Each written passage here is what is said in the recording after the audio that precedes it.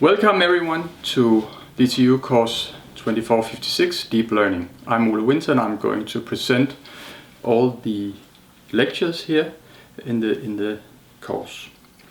So first a little bit about myself. I'm a professor in data science and complexity at DTU Compute. Let me also explain what data science is. So data science is, according to this definition, this Venn diagram, a combination of computer science skills, math and statistical modeling skills, and then domain expertise on the subject that you are studying. So for example, so if you have all these three, then you're in the sweet spot that is defined as data science. If you, for example, are an software engineer, and you know something about the subject, but you haven't taken any statistics courses, real statistics courses, then you are in, according to this diagram, in the danger zone. So what we'll learn in this course is to enlarge our skills in computer science and in math and statistics. So it means that the red and the green boxes in the Venn diagram will make them stronger. Learning about exciting new techniques within machine learning called deep learning. So the last box, you have to add that yourself in the subject that you're studying if you want to do data science. So this week's lecture is divided into 4 parts. First, I'll talk a little bit about artificial intelligence, I'll talk a little bit about deep learning, and then we'll go more concrete and look at our workhorse model, the feed-forward neural network model, how it's built, and then in the next part, Part 3, we'll learn about how to train these models with what is called backpropagation. And then in the last part, we'll learn about how to go beyond the simple stochastic gradient descent optimization to make learning faster. So first, a little bit later on, I'll give kind of an overview of the course, how the different elements of different weeks fit together. But first, I want to talk a little bit about what I call statistical artificial intelligence.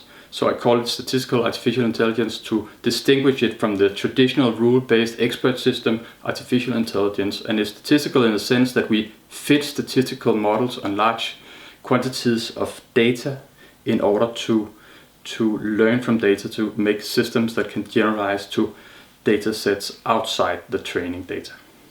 So first about this AI singularity. So this guy here is Ray Kurzweil, and he has promoted this concept of the AI singularity. So, and he's even kind of positive towards this singularity, and his point is that our computers become faster and faster, and at some point the computer capacity will go beyond the computer capacity, kind of the artificial computer capacity will go beyond the natural computing capacity of the humankind, and at that point, if we put the right algorithms, then we can actually go beyond human intelligence. And this is of course kind of depending on that we invent algorithms to put in these very fast computers. And I should say that deep learning algorithms right now is kind of the best candidate. Maybe when we talk about this in 5 years, there will be another method that is the best, but right now it's deep learning, and this is what you're going to learn about here.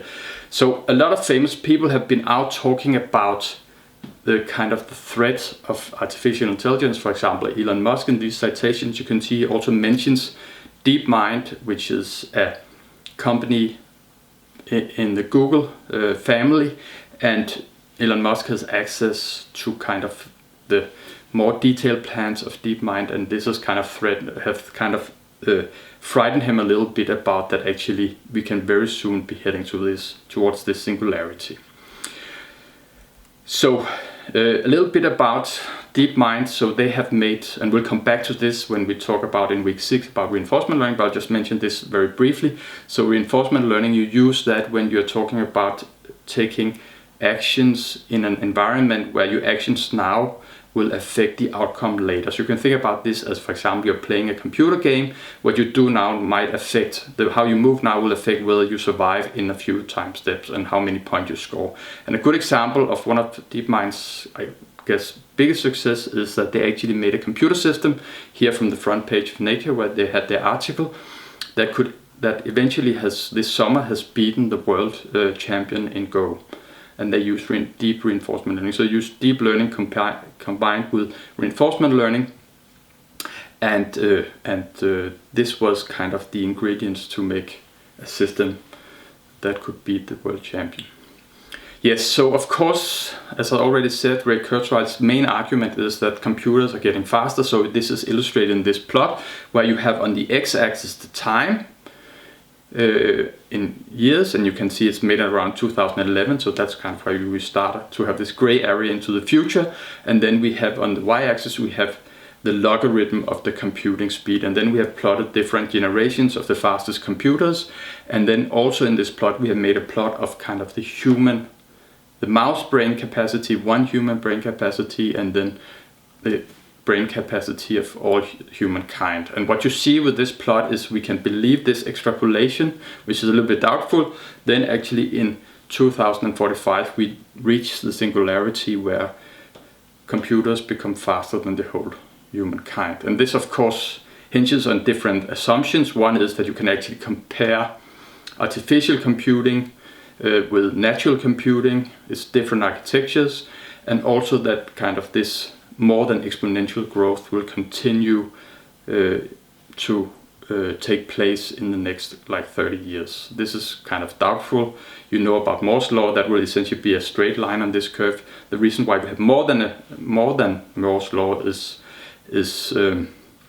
because we invent new architectures. So for example, we cannot kind of increase the clock cycle, but we can put more processors. And if you look very carefully on this figure, you can see that the newest point here is the NVIDIA GPU, and this is exactly what we are using a lot when we do deep learning.